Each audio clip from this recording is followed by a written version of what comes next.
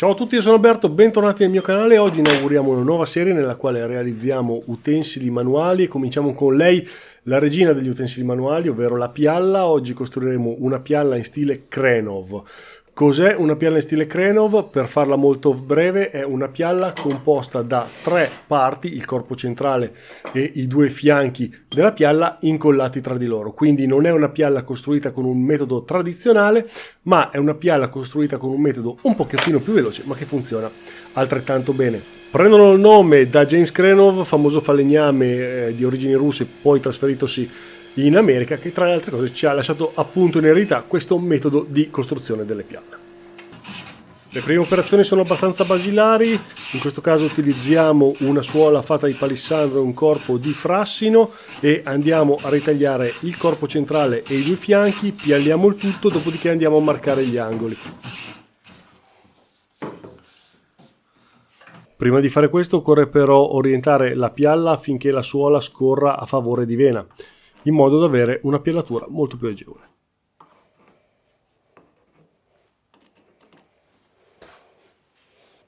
In questo caso ho marcato un angolo di 47,5 gradi di seduta della lama, consiglio spassionato, fate o da 45 o da 50 o da 55, lasciate stare queste misure intermedie perché in questo caso non sono riuscito a tagliarla con il banco sega.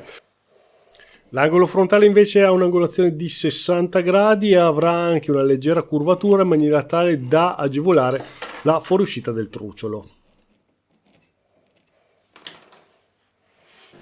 Come anticipato in precedenza effettuo tutti i tagli alla seganastro e vado poi alla levigatrice a mandrino oscillante per rifinire la curvatura sul pezzo frontale. Oh ragazzi, devo dire che questo macchinario pensavo fosse una scemenza, l'ho preso usato a 2 lire, ma si sta rivelando veramente utile, soprattutto ovviamente quando si devono andare a rifinire delle curve.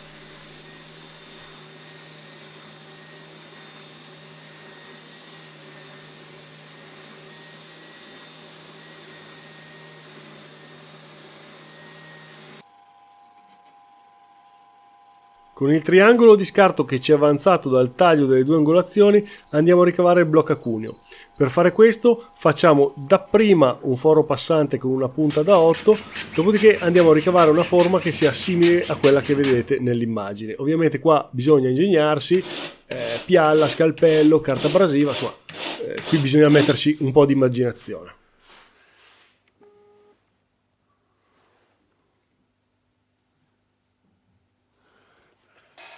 Per quanto riguarda il cuneo vero e proprio ho preso sempre un pezzo di scarto di frassino, ma ne ho fatto una versione anche in palissandro che probabilmente vedrete dopo nelle foto, comunque funzionano entrambi egregiamente, e ho formato poi il cuneo sempre con la levigatrice a mandrino oscillante. Il cuneo si deve incastrare al di sotto della sommità della lama in maniera tale poi da poter picchiettare la lama e farla avanzare per l'asportazione.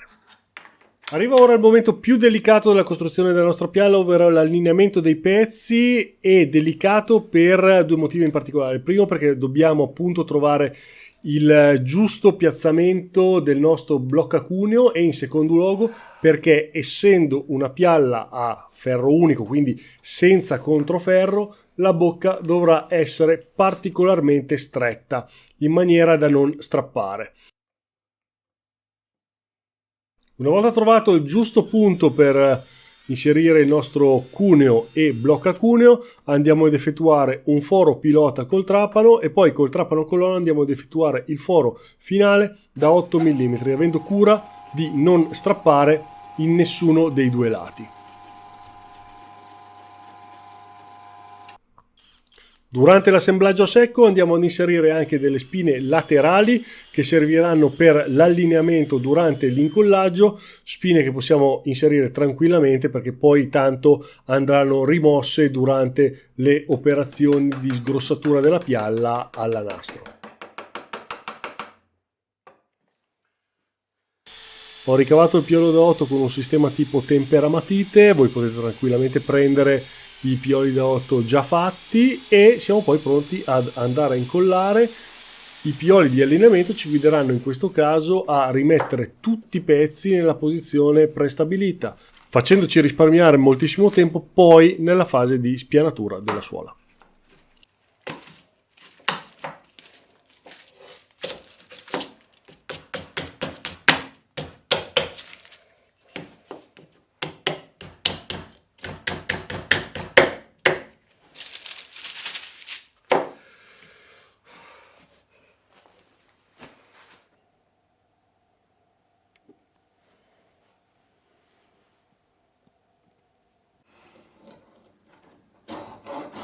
Dopo aver lasciato la pialla sotto morsetti per tutta la notte, andiamo a rimuovere i pioli di allineamento e andiamo a pareggiare il piolo che terrà il bloccacuneo. In questo caso, come vedete, c'è un bel contrasto tra il palissandro e il corpo in frassino.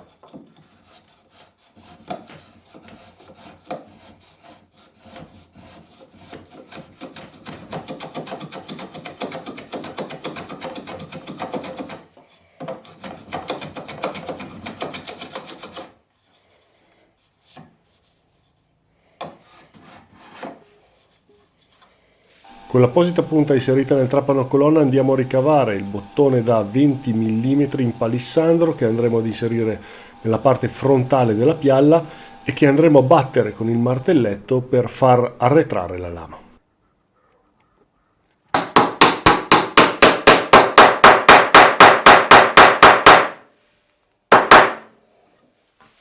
Arriva ora la parte un pochettino più artistica del progetto, ovvero la sagomatura, azione che andiamo a compiere dapprima sgrossando la forma con la sega a nastro e poi avvalendoci dell'ausilio di raspe, linee e carta abrasiva. È l'azione durante la quale ci dovremmo divertire di più e lasciare libero sfogo alla nostra fantasia. Io in realtà ho seguito una forma abbastanza tradizionale e devo dire che sono molto contento del risultato estetico ottenuto.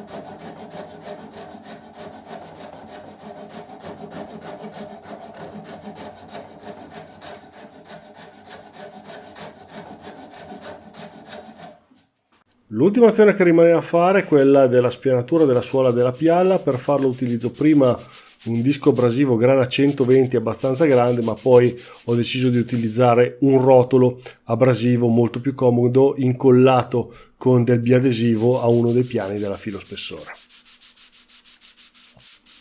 Veloce finitura con gomma lacca decerata sul corpo della pialla, mentre per la suola andiamo di abbondante cera e siamo pronti per utilizzare la nostra pialla in stile Crenovo. La pialla, come vedete, non è solo bella esteticamente, ma funziona alla grande sia nella piallatura di costa ma anche nella piallatura di faccia. La prima puntata della nuova serie sulla costruzione di utensili manuali finisce qui. Io mi auguro vi sia piaciuta, mi raccomando sostenetela iscrivendovi, lasciate un commento, seguendomi anche su Instagram. Ci vediamo per nuove mirabolanti puntate. Ciao ragazzi.